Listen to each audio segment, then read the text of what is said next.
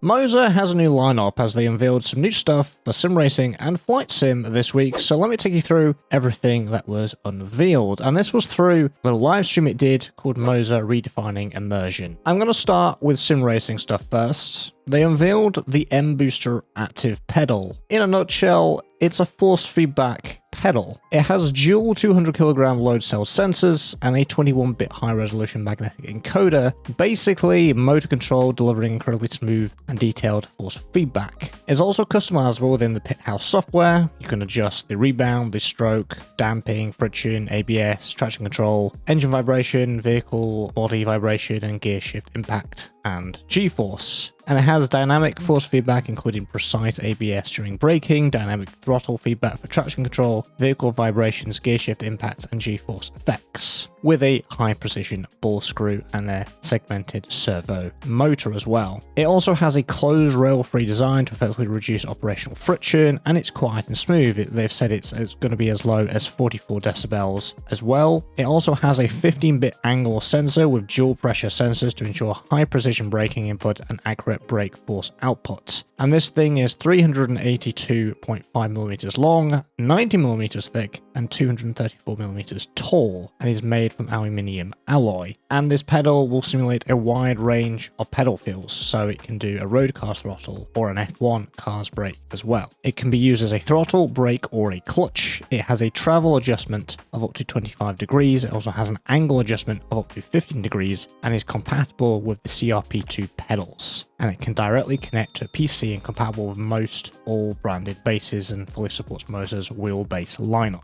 Now you can actually buy this as a standalone or as a pedal set, so you can actually buy it with the CRP2 throttle. But as a standalone, it's going to be $800, 900 euros, £800 or 1,500 Australian dollars. Next on their lineup of things that they unveiled was the Moza Active Shifter. And if you take the logic of the active pedal and apply it to the shifter, yeah, you've sort of got it. It's a force feedback shifter. So this has a dual servo motor force feedback technology. It has 9 Newton meters of continuous torque and 12 Newton meters of peak torque. And this simulates the authentic feel of real-world gear shifts, engagement clicks, vibrations, resistance, grinding effects, etc. It is preloaded with multiple gear modes in the pit house software. Again, everything's customizable with H-pattern, sequential, and handbrake. And they are going to be adding feature updates which will add custom gear layouts, positions, and more. And things that you can fine-tune are things like the shift resistance, the damping, vibration. It's made from high-strength aluminium alloy and has a 280 MHz high-performance control chip and a high-resolution magnetic encoder. Basically, it's really smooth with its inputs. For the H pattern, it's 100 millimeters in length, and the sequential is 130 millimeters in length. In terms of the price, you actually buy the shifter knob by itself, so it's $39, 47 euros, or £39. But the catch with this is obviously you're buying the shifter by itself, but it only works with the AB9 force feedback base, which is effectively the flight sim base, but now acts as both. So if you like flight sim and you like sim racing, you can have a 2-in-1 sort of base here, which you can swap out the shifter for a joystick, for example, but it will require that. So the price of the AB9 force feedback base and the active shifter is going to be $588, 646 euros, or £588. Now that sort of concludes most of the sim racing stuff, although there's a couple other things that they did announce which is interesting before I get on to the flight sim hardware announcements. So they said they're going to be doing some updates to current wheelbases. There's a new 21-bit magnetic encoder across its R9, R12, R16 and R21 wheelbases, and Moza now offers compatibility with iRacing's 360Hz force feedback mode as well. They also unveiled Moza Coaching, which is powered by Track Titan. If you're unfamiliar, Track Titan basically has telemetry in the background and kind of tell you and educate you of where you're being faster or slower, but this is AI assisted coaching app.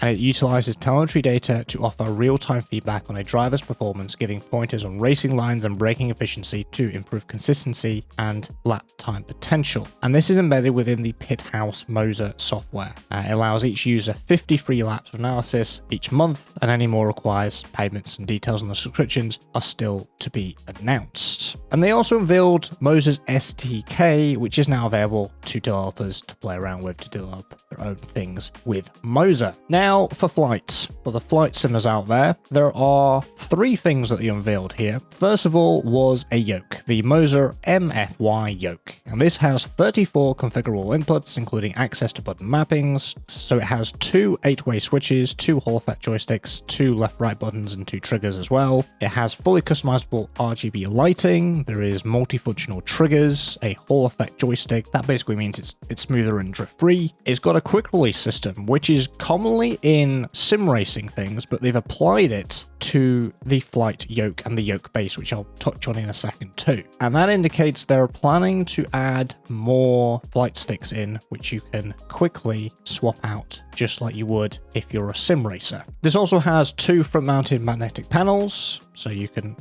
magnetically put something on there if you want to. And this is 142.5 by 202 by 313 millimeters in terms of its size. And it's priced at $149, 159 euros, 149 pounds, or 299 Australian dollars. I mentioned the yoke base because they've also introduced this. It's the Moza AY210 yoke base, and the roll axis delivers a continuous torque of 9 Newton meters, and the pitch axis can produce a peak, push, and pull force of 210 newtons. It's made with high-strength steel. It has 150mm travel distance. It has the all-aluminium quick release, as I just mentioned, with the actual yoke itself, which makes sense. The base has it and the yoke has it. It has programmable switch panels. It's got 13 physical switches. It has 180 degrees rotation. It's powered by a 280 MHz high-speed processor and a 15-bit resolution magnetic encoder. Again, this sort of means responsive inputs. And it also works with most flight simulation titles, and it also supports built-in telemetry, force feedback for games like Microsoft Flight Simulator 2020, Flight Sim 2024, and X-Plane 12. It also has numerous mounting options. So it's got desktop mounting, suspended desktop clamping, direct installation on simulation cockpits, and aluminium profile mounts. And you can customize everything with the Pit House software as per usual.